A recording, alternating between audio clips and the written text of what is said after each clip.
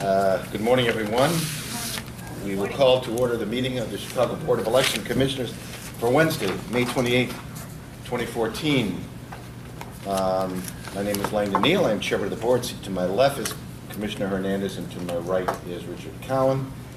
Apologize for a little bit of tardiness this morning. It's all on me. First item on the agenda is the approval of minutes. So we have minutes for April 29th, 2014. Motion to approve? Moved by Commissioner Hernandez. Seconded by Commissioner Cowan. Further discussion? Hearing none, all those in favor? Aye. Executive Director's Report, Mr. Goff.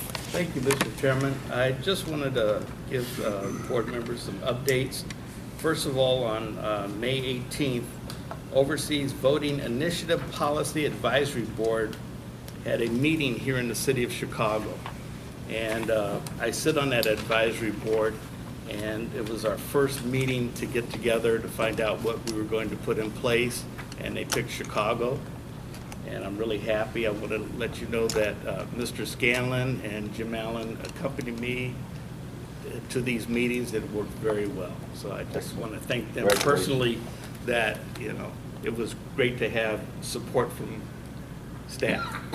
So that's one item. The other item is I was discussing with my board members that the possibility of 3 ballots, I don't think it's going to happen, but if it did happen, this is what they would look like.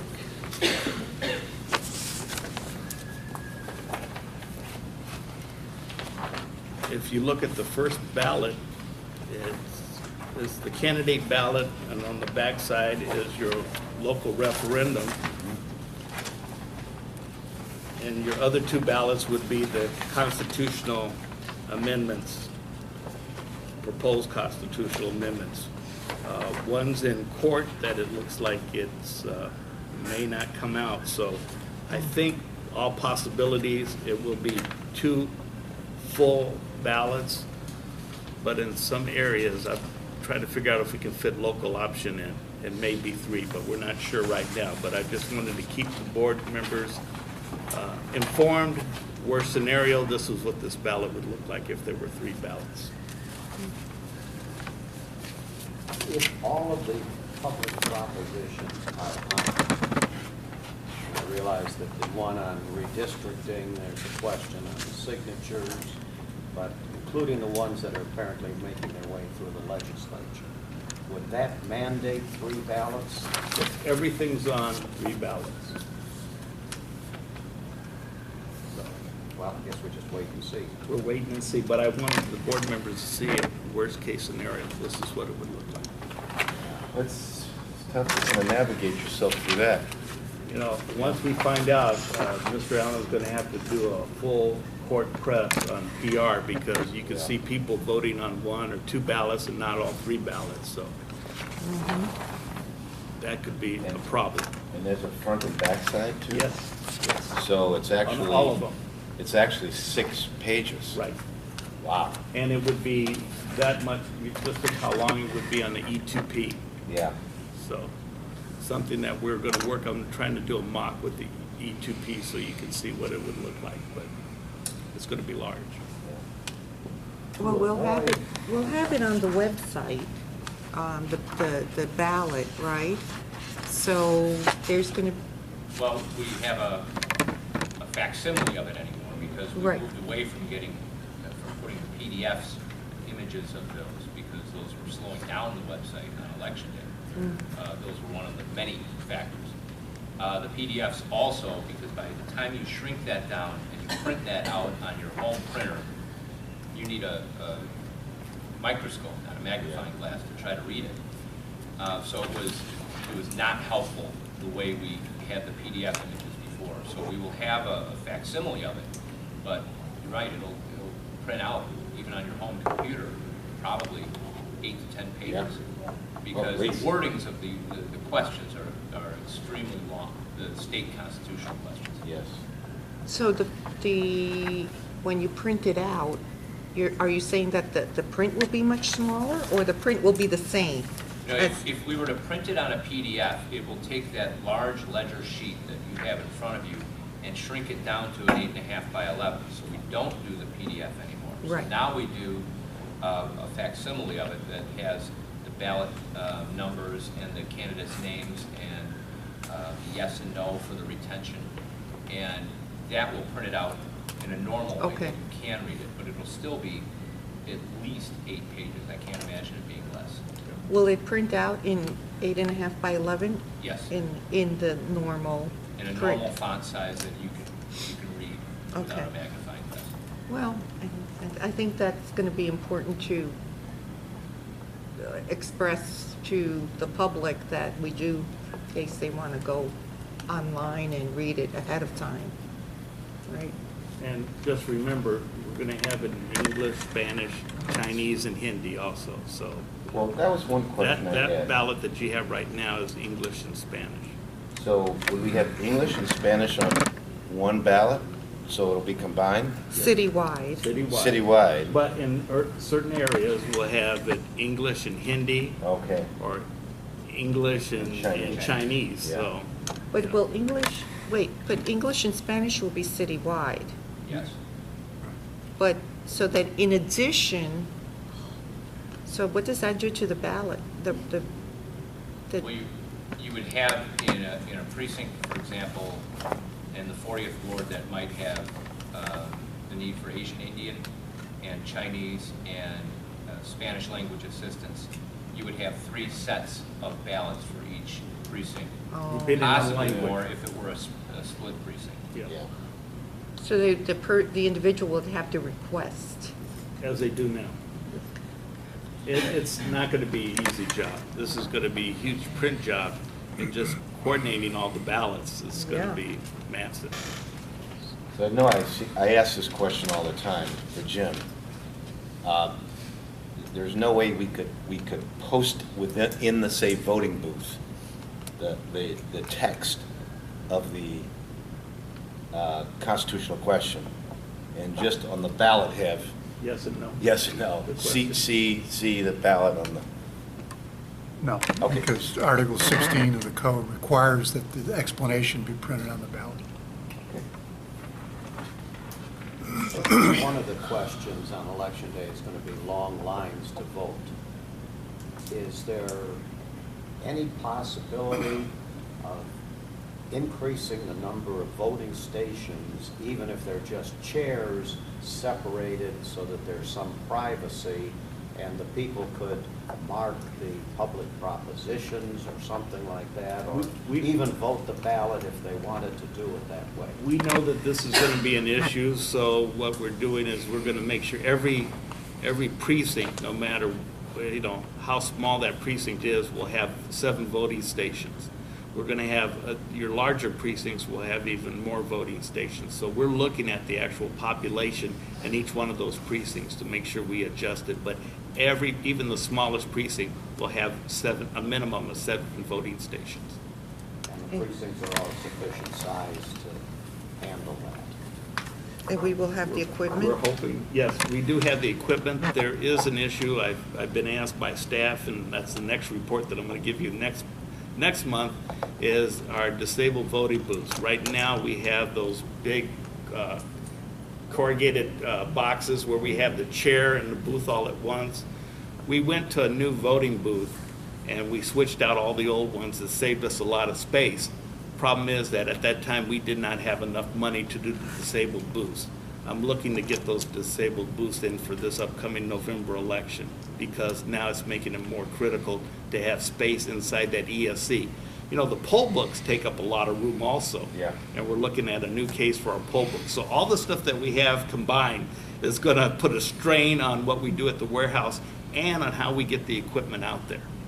So it's something that we are really working on right now. So I just wanted the board members to be aware of that. That'll be at the next meeting. I'll bring that up and how we can solve that problem. Another item is that I want to give you, the board, we've been working on our new election management system, our new voter registration system. I'm very proud to say that if you go downstairs, you'll see a lot of people have 2 computers, our old system and a new system. They're getting rid of all the old computers. They're going to our new system, and it's working out very well. this was one rollout that turned out to be a lot better than we've ever had. Good. And staff is very happy with it. Staff wants to tweak things to the point where it's getting ridiculous, but it's going very well. So I wanted you to be aware of that. So I'm very proud of that. And that's all I have right now. Mr. Jim Allen's going to finish up on the report. All righty. Mr. Allen? Commissioners, good morning. Morning. In addition to the meetings that Lance and Mr. Scanlon and I attended on the 18th, we also attended a session sponsored by the Joyce Foundation and the Harris Institute at the Mid-America Club. And this was on the implementation of the Presidential Commission report. So it opened with remarks from a member of the Presidential Commission, one of the co-chairs, and then it flowed from there to discussions of the implementation, successful and speed bumps that people have run into, specifically with programs like online registration. That was one of the big focal points of the day. And it was very refreshing to hear from representatives of different states, Utah, Arizona, Colorado, that regardless of their political composition going into online registration, and regardless of the age variances they might have in their voter populations, that the online percentage tended to follow almost identical, I mean, with the exception of like 1 percentage point. So if they were a purple state, they were getting purple use of online registration. If they were a red state, they were getting the same proportion of red state or blue state usage. That was one of the notable points. We've also been meeting with election ES&S about, Lance referenced, the upgrades to the electronic poll books for the fall. Today, they're having staff in for 2 days, today and tomorrow, to meet with staff members such as Jeff Federke and others to try to build up to be ready to use the electronic poll books, not only just in early voting, but also to have grace period voting at the early voting sites. So this is something we're being pushed to do, and it's something that we will be able to offer. And the key to this, in addition to making the card activation such that it'll eliminate the manual process of a person entering in the code for the ballot style, this will log which ballot style was issued to each voter, something that we haven't had in certainty in the past. But also by combining the ability of grace period and early voting, the machines will become capable of being able to do same-day registration. So if we can work up the connectivity at the same time for real-time or near real-time connectivity with our with a central database of voter registration, we'll be in a position to handle when the legislature pushes on us same-day registration. So this is an important process. Other than that, we're already getting calls about 2015. They're jumping beyond November, and they're asking us for lists of candidates for aldermen and mayor as if we know who might be circulating come August. So we're getting a number of calls already. There seems to be a leapfrog tendency among certain members of the news media. They're trying to jump ahead of us. But it drives home the point that we're going to roll right from November into the wonderful orchestrated chaos that we call municipal election. Jim, you mentioned grace period voting and early voting in the same breath. Yes. Are we now planning to have grace period voting at every early voting site, or just the 3 or 4 that we've designated? Mr. Scanlon is going to explain that new legislation that just came down. Yes. So if we Has could that have been Mr. passed, Scanlon. though, yet? No. Yeah, I guess we'll. Huh? Yeah. Okay. While we're on the Just topic. roll into it, yeah. Right. There has been some discussion in Springfield about legislative language for, and it would be limited, thus far, be limited to the November 2014 general election, for purposes of early voting and for grace period registration and voting. And what the proposal is would be to extend grace period registration and voting through Election Day, up until 7 p.m. on Election Day, which would allow an individual to register to vote or to update his or her registration. That only could be done at permanent sites used by an election authority for early voting. And by law, right now, the city of Chicago is required to have at least two permanent early voting sites. The board has in fact been using 3 the last several elections. And Lance, I think, is going to recommend to the board that it be expanded to 4 sites throughout the city, so that on the Monday and Tuesday, the day before and on the election day, grace period only could be done at those sites, at those 4 sites, and not in the precinct polling place. People who use grace period to register and to vote, their ballot would be cast on a provisional ballot. And there's another category in the article with regard to provisional voting that creates this additional category of provisional voter, and that is to include people who vote during grace period voting. I don't understand, to interrupt you, I don't understand what the concept is there. If we're registering them to vote, we are. What is the provisional nature of the vote? I don't, what are we supposed to?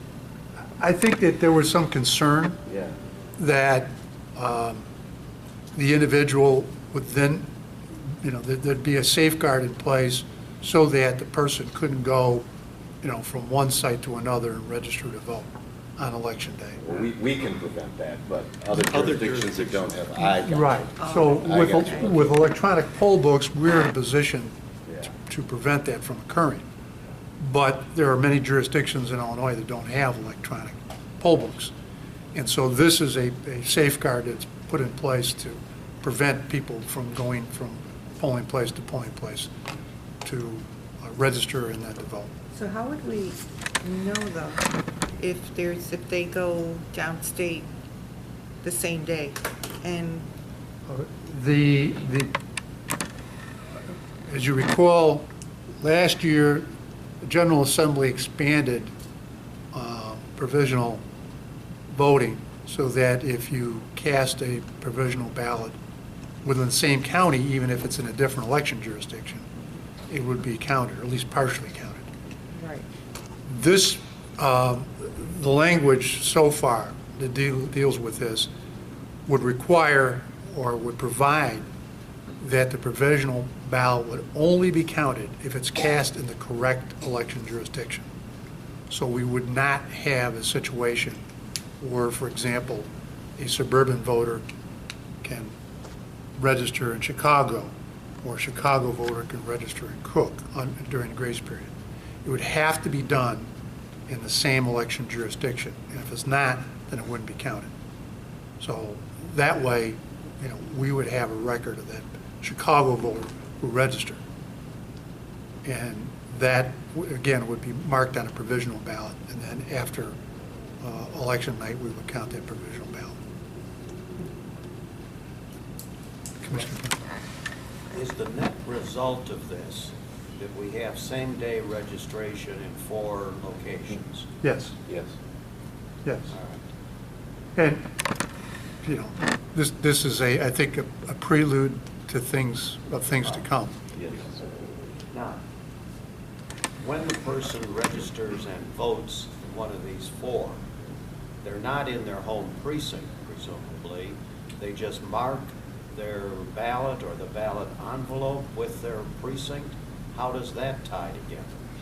Well, we would have, first of all, we'd have electronic poll books, not electronic poll books, E2Ps, touchscreen devices in those permanent locations, those 4 permanent locations. And that would be able to call up any ballot style in the city of Chicago. Oh, okay. So when the person registered to vote, no matter where he or she lives, we would have a ballot style appropriate for that voter's address. So is it, when does it kick in that registration can or is maybe required at the principal polling place? I'm not sure the principal point Well, was. You're talking I about the thought- permanent location? At the permanent location? Right. At the person's, Well, we would have 4 locations throughout the city of Chicago. And a person could go to any one of those 4 Right. sites. but is there any, this is legislation, then require that we have same-day registration at the polling? At the precinct polling Yes, place? No. precinct, okay. No. Just these 4. Perhaps somewhere down the road, we will see in Okay. precinct registration, and I know there have been bills to require that, but, we're not there yet. This bill would limit it just to permanent sites, and in the case of the city of Chicago, there'd be 4 permanent sites. Other than here, where are the other 3 permanent sites?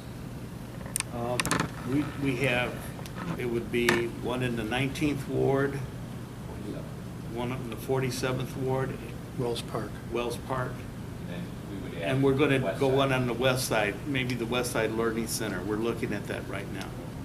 So we're putting them out in 4 locations. So currently, the time period for early voting has been extended recently also, right? Yes, the other aspect of the bill would be to increase or extend, early voting until the 2nd day before the election or Sunday before the election. Okay. All right, and again, this would just be in the permanent sites. Right. You would not have to have it at all your temporary sites. It would only be at your permanent sites. It would extend voting hours for early voting at those permanent sites in the week before the election day, from Monday to Sunday, to 7 p.m. Currently, it closes at 5 p.m. So voting, early voting would be extended to 7 p.m. Monday through Sunday.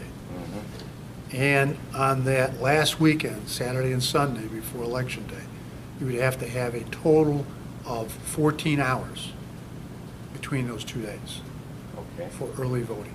all right. Now, there's a difference in closing times for the early voting, closing dates for the early voting sites, that 4 remain open until Sunday night, and the other 47 Close Saturday. till Saturday? Correct. Why do So- we want to do that? Do that now.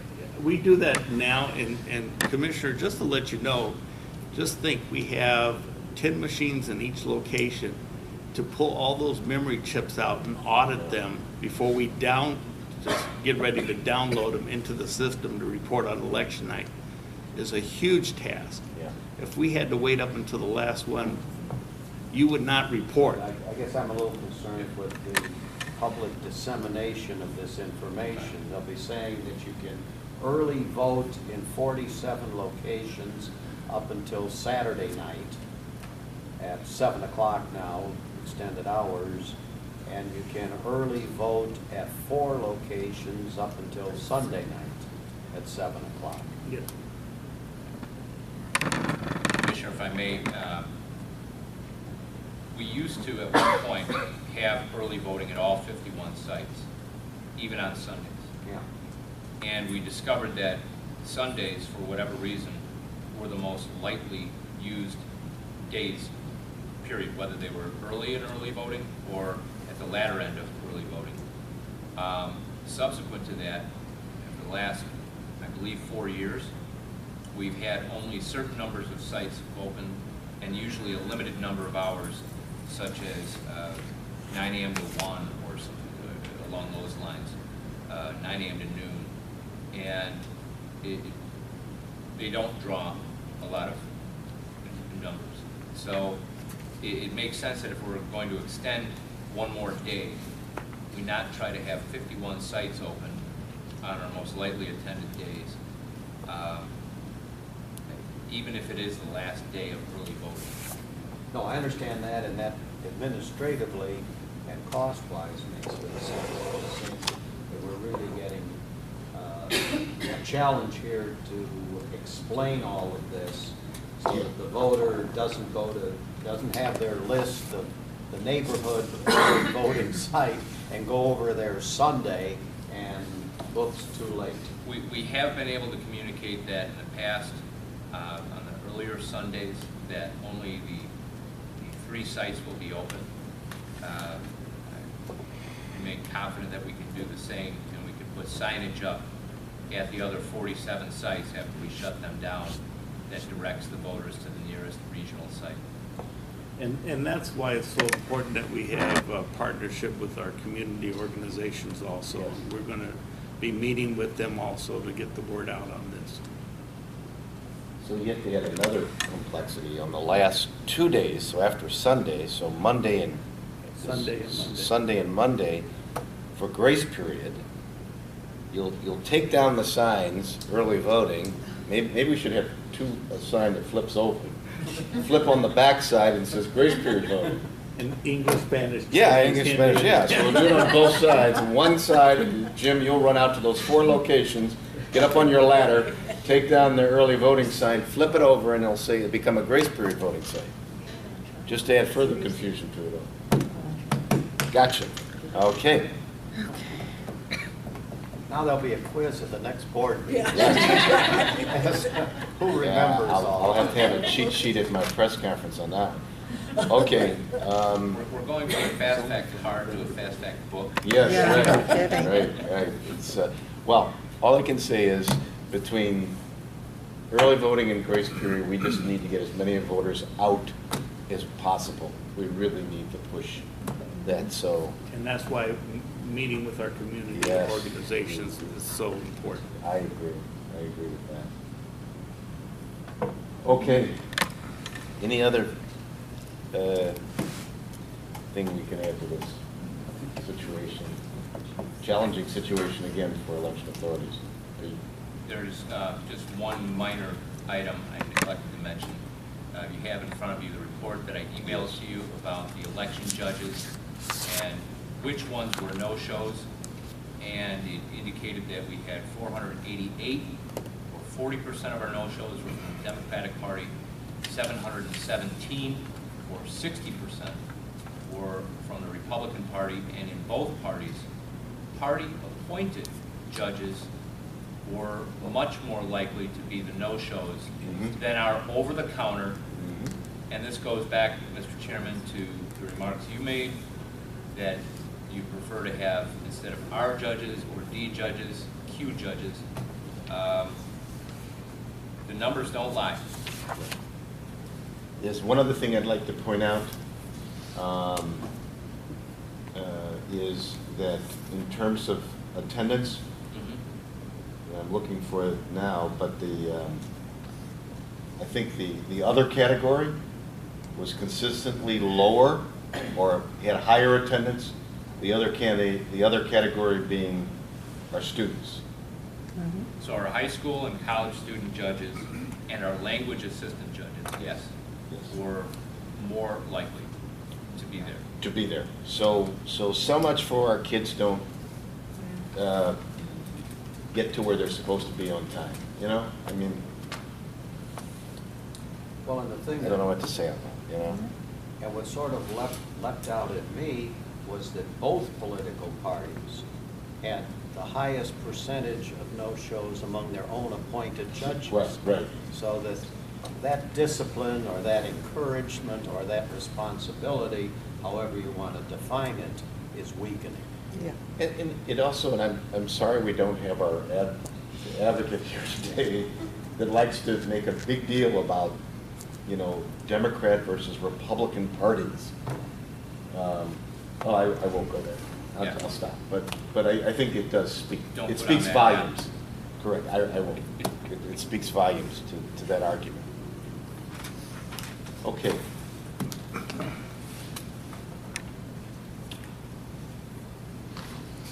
Does that complete your report, Mr. Yes, Mr. Chairman. Allen? Okay. Any other questions for Mr. Allen? We'll move to old business, infrastructure projects and changes. We will report on our VR system. Okay. We'll move to electronic poll book. Anything else to say on that? We're working, we have meetings today and tomorrow, so everybody's working on this. Still working on the upgrades we talked about. Yes, we are. From the Yes, we are. lessons learned during the last election, voting equipment. Mr. Kramer, always good to see you here. Morning, my pleasure to be here. Anything you want to say, Mr. Kramer, today? We're on election equipment. I think, I was speaking with Paige late yesterday, and sounds as if everything is on track. Okay, great. Our maintenance program's going very well. We finished with all the scanners, so it's going ahead of schedule. Okay. All right. Legislation, anything, Mr. Scanlon, that you need to bring to our attention? Anything else you need to bring to our attention? There are just the two other bills making their way through the General Assembly. These would place additional referendum on the ballot. These would be statewide advisory referendum. One of them has to do with the minimum wage increase. And then the second one would have to do with terminology they have. Millionaires tax? Well, yes. They don't call it the millionaire's tax, but that seems to be a label that is stuck, which would, you know. Jim, is there a deadline by which any state questions must be approved in order, I mean, or how far can this go?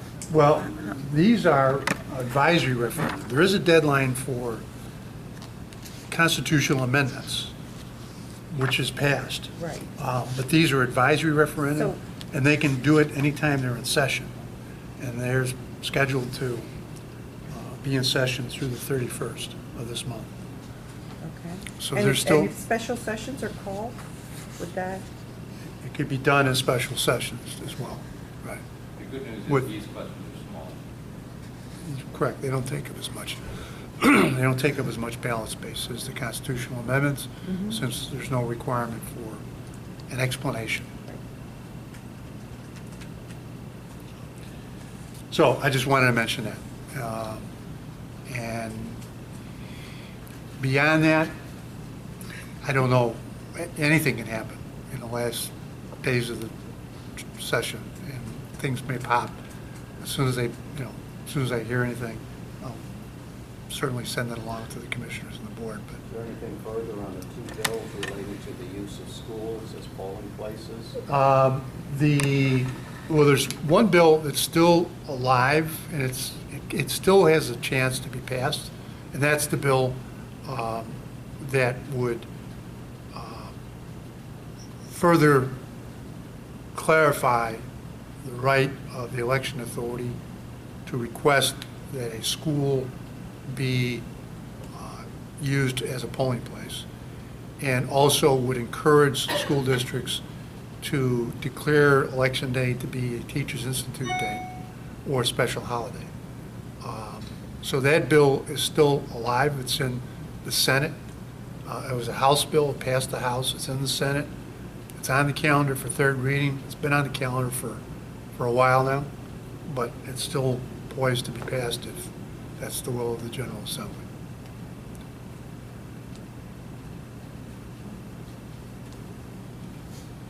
That's all I have with regard to legislation.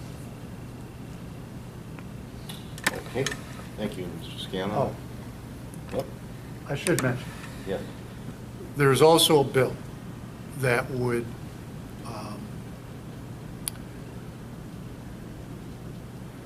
create county boards of election commissioners.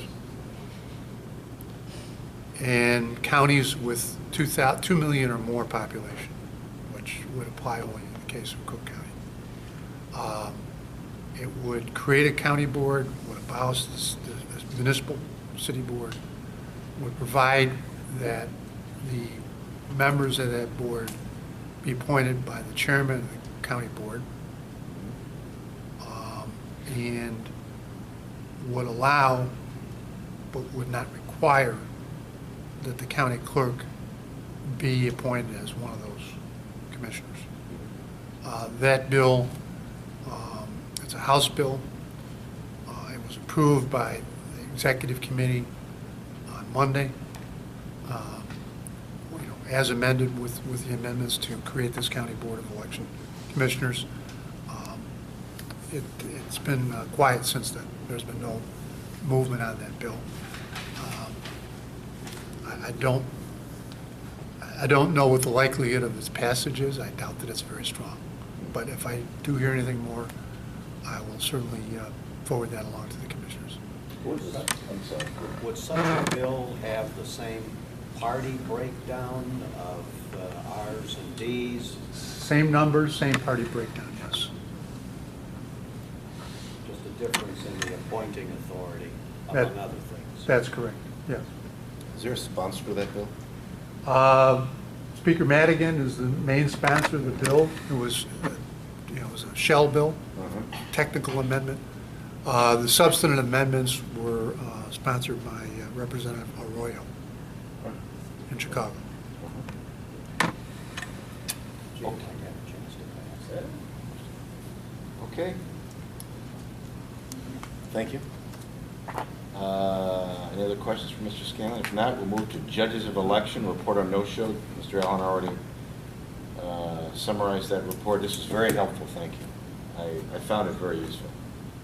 Oh, credit goes to Audra and her staff for pulling together those numbers, because they had to go through all of the individual applications, so I want to make sure Audra is recognized for making sure that we can pull these together.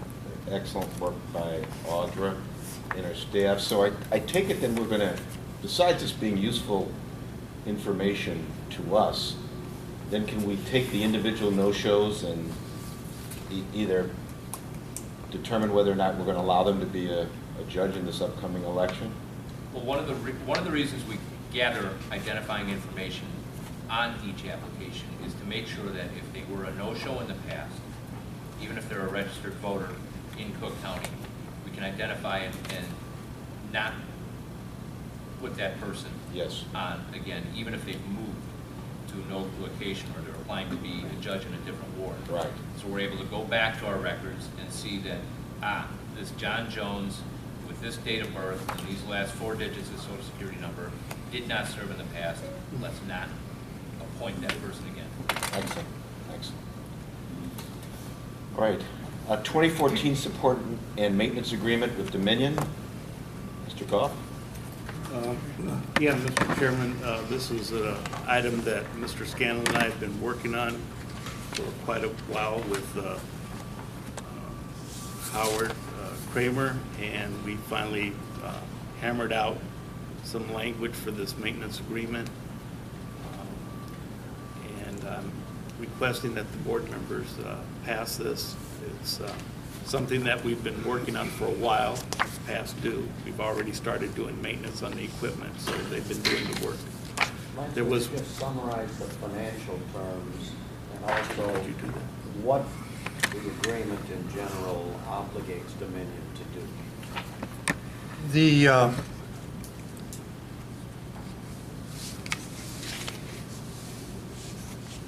The agreement, let me back up for a moment.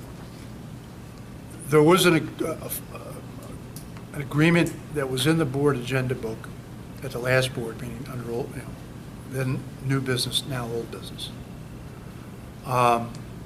It had a provision in the bill, or in the agreement, that would have added some language with regard to electronic poll books, and would have required ES&S to cooperate with the board and to provide the board with technical information so that there could be an integration between the electronic poll book and the card activator, or the activation card for the E2P.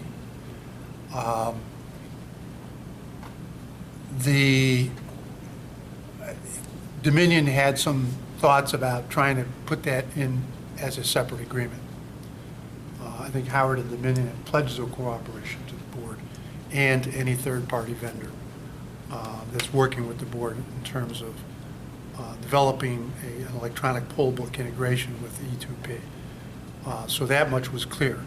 But there was some talk about putting it into a separate agreement instead of including it with the support and a maintenance agreement. We had some discussions yesterday with Howard about that. I think I emailed to you a copy of a revised draft that would have taken out the original language so that the issue about electronic poll book integration could be addressed by a separate agreement. We had some more discussions with Howard this morning, and I think he and Dominion would agree to put that and reinstate the language in the support and maintenance agreement. The copy of the support and maintenance agreement you have in your book, in your agenda book, is essentially the same as the one that was in the book originally. There's some slightly different language with regard to Dominion's obligation to work with the board and third-party vendor, but I think it all accomplishes the same thing. There is a provision in there for compensating Dominion for any cost that occurs at rates that are set forth in the support and maintenance agreement. It also adds a sentence in there that would obligate the board to reimburse Dominion for any cost that may incur if this e-poll book integration requires certification by the state board of elections. And we're not certain at this point in time whether it would require it, but in the event that it does require state board certification, we would reimburse Dominion for its cost. Otherwise, the support and maintenance agreement is, there's a fee of $900,000, and that includes licensing fees. So that would be the term of the agreement for 2014, with the provision also, again, that we would cover the costs in terms of the e-poll book integration and any cost for state board certification if that becomes a necessity. I have two questions. Yes. One of Lance, another staff. Are you in agreement with the terms of this agreement, and does it reasonably accomplish the objectives that you see? Commissioner, I wouldn't bring it to the board if it did not, and it does. And this is something that we've been working on for a couple of months, and you know, I'm sorry that it came last minute with this new verbiage in, but I think it accomplishes what the staff would like to have done.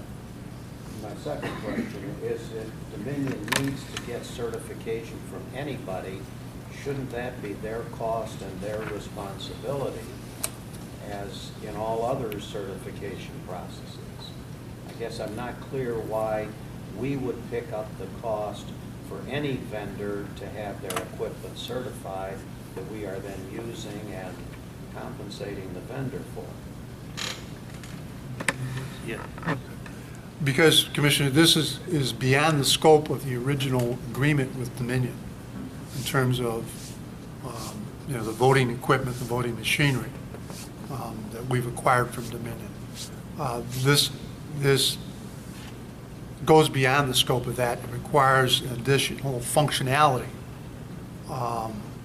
that wasn't made a part of the original agreement with them. So in terms of any additional cost that may be required, it was thought in all fairness, since we're requiring them to go essentially above and beyond the scope of the original agreement, we would reimburse them for whatever costs they incurred for state board testing. And there's no cap on that expense? No, there is not, Commissioner. I'm responsible for keeping an eye on the dollars on that. The term of this agreement is how long? It goes retroactively to January 1 of 2014 through December 31, 2014. Is there any estimate or guesstimate of what the cost of certification might be if that becomes necessary? Mr. Goodman, you want to answer that? I'd be happy to. It, to a great extent, that's driven by the other vendor that's associated with the whole book device. Our Dominion's role is certainly to assist, provide whatever technical assistance is necessary in the event of first off, it's obviously a question as to whether certification of this fused usage would in fact require any certification. In the event that it did, it's certainly possible that the burden for that effort would fall on the poll book vendor, but in the event that that's an incorrect guess, then if it's Dominion that's carrying that burden on your behalf, happy to do it. Generally, our certification costs are just travel and time. Just a ballpark. I don't think we've spent, certainly on that part, that process. It's pretty nominal. My recollection. Well, give us, Howard, if you can, give us a range. And I know it's not in the agreement, so we can't hold it as a cap, but, are we talking about hundreds of thousands or tens of thousands? For the certification effort itself, travel and time, I think you're talking some few thousands of dollars would be my guess. The other piece, if there's any engineering effort required from Dominion on behalf of the integration of the product, of the poll book itself with the smart card. Personal opinion, it seems like a pretty simple application of technology to me, but in the event that ES&S's scope of work is large and Dominion has a larger part, then that's a whole different story.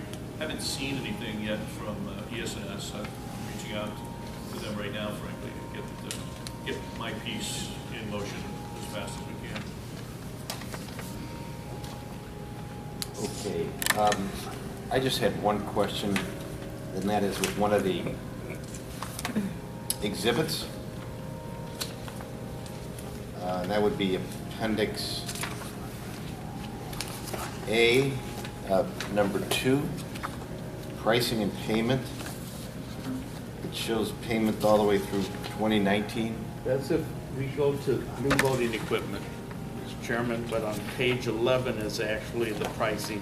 Yeah, no, I recognize that. I just, there's an exhibit, that's if we go to new voting equipment? Yes, replacement new voting equipment. So I this would wanted be to the lock them maintenance- in. The maintenance schedule? You're locked into this? That's locked into new equipment. Okay. Yeah. But page 11 is where it has the actual maintenance agreement, the amounts that Yeah, are paid. I get that. So, Howard, you're telling me, they're telling us that this, if we get new equipment, this would be our maintenance, your proposal, your commitment for our maintenance? And new equipment. Yeah. Yes, we move forward. Correct. I just, you're comfortable, is that part of the deal? I mean, is it superfluous is where I'm going to get to. Because if it's superfluous, let's eliminate it. I think I'd like to have. Is it a some negotiated block- item? Yes. It's at least at this point in time, it's a commitment by Dominion to offer this equipment, to make it available to the board, should the board decide to exercise the option, and at a certain price. Okay. Now- It's kind of odd a little bit to me that this is a maintenance agreement for a 12-month period at a fixed amount, and then as an exhibit, we have An option an to purchase. option for, only a maintenance option, not an option for, is this option to purchase too? An option to purchase. Ah, Option to so this purchase the is the equipment. purchasing Yes, it and is. maintenance Over the year, Right. over several years. Okay, I wanted to have that locked in. okay. So it'd be basically 2.6 million. If we got new equipment. Purchase and maintenance. Right. Okay. All right, good, good. Howard's not smiling back there. Yeah, that's the price of I'm doing here, sir. business. Okay, all right. All right, I will, is there a motion to approve this support and maintenance agreement between Dominion and the Chicago Board of Election for a period of 1 year beginning January 1st, 2014, ending December 31st, 2014, for a total amount, well, for a scheduled amount of $900,000. So moved. Moved by Commissioner Hernandez. Second. Seconded by Commissioner Cowan. Further discussion? Hearing none, all those in favor? Aye. That'll be the order of the board. So Thank you. just for clarification, does the pricing and payment in Appendix A survive the contract at the end of 2014? No, well, So we would, my attorney says no, okay. but I'm saying. But we're not going to look kindly on it and reneging on it next year. Exactly, Okay, exactly. All right, gotcha. All right. I got you. Okay. As far as you're concerned. As far as my concern. All right. Was that Dominion's position also? Pardon me? Is that Dominion's position also? Yes, it is. Is that right, Howard? Yes. Okay. Okay. All right, we'll move on to item 6. We have a personal service contract for approval with Shobna, Sobhana? Show. Shobna Jori Verma to provide translation services Yes. and outreach services yes, both. to the Asian Indian community. And that this is for a period of, I don't know, The term would begin June 1 yes? of this year and would expire on May 31, 2015. Okay, at amount of $35 per hour. Okay. Motion to approve? Second. Moved by Commissioner Hernandez, seconded by Commissioner Cowan. Further discussion, hearing none, all those in favor? Aye. That'll be the order. We also have termination of Rio Moving and Van Lines contract. Mr. Scanlon, do you want to address this issue? Mr. Chairman, Commissioners, as you know, the board approved and sent a letter on April 29th notifying Rio of breach and default of the agreement between Rio and the board for purposes of cartage of election equipment for 2014 and 2015. That letter articulated the reasons and the grounds for the default. Those were fourfold. First, that Rio did not possess a valid motor carrier or property license from the Illinois Commerce Commission as required by Illinois law and by the agreement. Secondly, Rio did not and does not possess a valid license from the City of Chicago to conduct business in this City of Chicago as required by the municipal code of the City of Chicago and by the agreement. Third, that Rio had not and has not paid all fines, fees, taxes, and charges due to the City of Chicago and remains indebted to the City of Chicago. And fourth, that Rio materially falsified and misrepresented its qualifications in its bid submission. The letter notified Rio that it had 15 days within which to cure the grounds for default. That time period has expired, and Rio has not taken any steps to cure the events of default. They did send a letter in which they essentially apologized for the situation in which Rio has found itself. They've indicated that any misrepresentations or falsifications were not intended. But otherwise, that Rio has not taken any steps to cure the events of default. Therefore, you have before you now for approval a notice of determination to Rio, which under sections 8.01, 8.02, and 8.03 of the agreement between Rio and the board would terminate the agreement effective immediately. I would recommend and ask your approval. Chairman, I move that we terminate the contract with REO Moving and Van Line Zinc, and that the appropriate notice of termination be sent. Second? Moved and properly seconded. Further discussion? I should say this is very disappointing. I know to you, Mr. Goff, and very disappointing to me, as well as I know the commissioners. They've been a partner of ours for a long time, one of our very important and valued minority business partners, and I know that you gave them every effort to correct the deficiencies, and I guess they're unable to do so. And Mr. Chairman, they will get paid for the work that they did complete with us, minus any damages or anything else that we have, just to let you know. I assume we will also withhold the amount due and owing to the City of Chicago for licenses and fine, unpaid? Actually, no, Mr. Chairman, because there's no provision in the agreement that would allow us to withhold that. I would add that there was a request by Teresa Hughes to withhold an amount certain for the purpose of repaying debts to the City of Chicago. However, Ms. Hughes is not listed under our agreement, was not an officer of the company, nor was she listed as an officer under the Articles of Incorporation of the Secretary of State. So she is not in a position to make that request, nor is the board in a position to honor that request.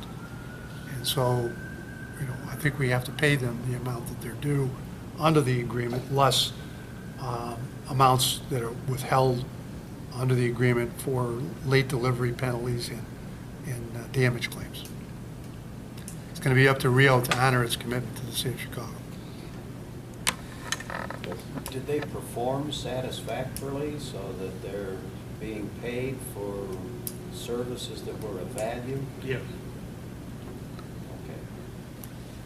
It seems like such an easy, they could immediately eliminate a default item by just directing us to, from the withheld funds, pay in full the amount due to the City of Chicago.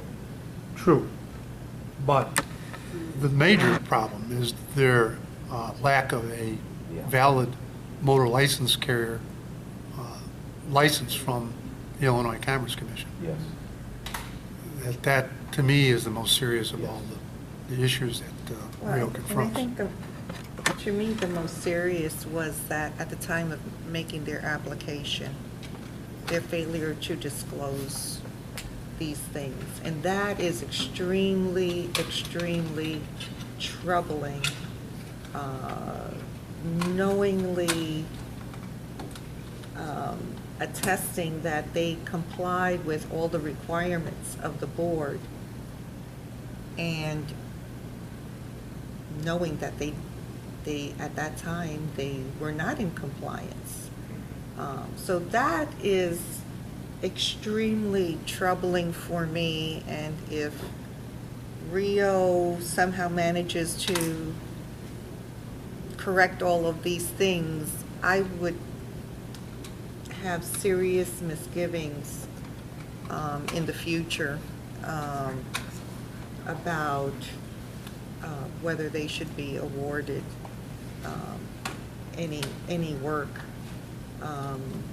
It's not the way to conduct business, and it's a shame. It's a shame.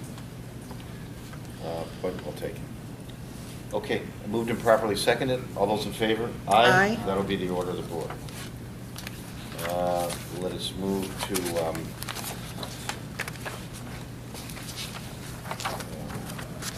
legal report. Mr. Scanlon?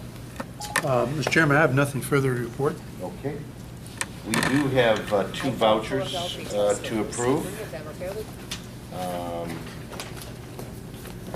We have a voucher for the City of Chicago dated May 28th, 2014, invoice number, voucher listing number 14-05.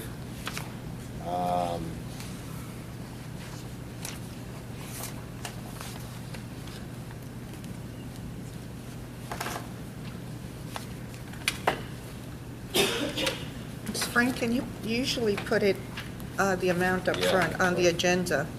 And it's, I'm sorry, I don't think. Excuse me, I usually put that on the agenda, and I did because I made the agenda before I left, and oh, did okay. got the things this morning, so I'm sorry. I will in Okay. the future.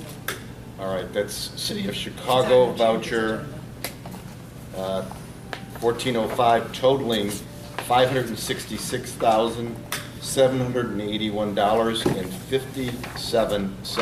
566,781.57. Motion to approve? Moved by Commissioner Hernandez. Second. Seconded by Commissioner Cowan. Further discussion? Hearing none, all's in favor? Aye. We also have a voucher listing for the County of Cook. That is 14-06 dated May 28th, 2014, in the amount of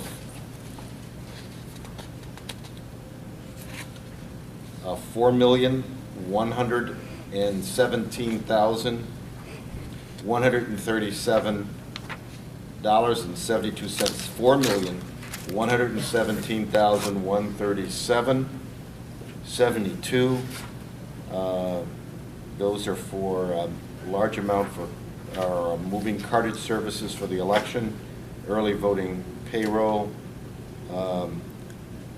and personnel services for the election day administration. And the other big item was postage for all our mailings. I'll move approval. Moved by Commissioner Cowan. Second? Seconded by Commissioner Hernandez. For the discussion. Hearing none, all those in favor? Aye. Aye, that'll be the order. We'll now move to public comment section. Anyone have anything else today? Terry? Well, I have a personal question for Mr. Cowan. Yes. I was wondering how he got to do his therapy in San Diego where I got Halsted Street. That's an excellent question. I think you should respond in writing to it. If I could lend you my daughter and son-in-law, it would have worked out. All righty. Anything else that we do not have a need for executive session? I believe there's a. Oh, I'm sorry. Hi. Good morning. I just wanted to know, Oh, good morning, can you if there is state your any name? effort. Oh, I'm sorry, Betty Magnus, Rainbow Push. Is there any effort being made to replace the Rio movers with another minority vendor? We're working on that as we speak. Thank you. The answer is yes. Thank you. Clearly, yes. Anything else? All right, I'll accept a motion to recess till our next regularly scheduled meeting, which would be June 10th. And what is the preference, 9 or 10? My preference would be 10, if that meets with everybody's approval. Jim, did you already send the letters out? We can adjust the notice. We're handing out the awards. That will be a slightly longer meeting. The, Well, then if the notice has exceptional- gone out, leave it at 9 o'clock. 9 o'clock? That's June 10th. And then we'll be doing the exceptional service awards, recognitions. Okay. All righty. All those in favor? Aye. Aye. That'll be the order.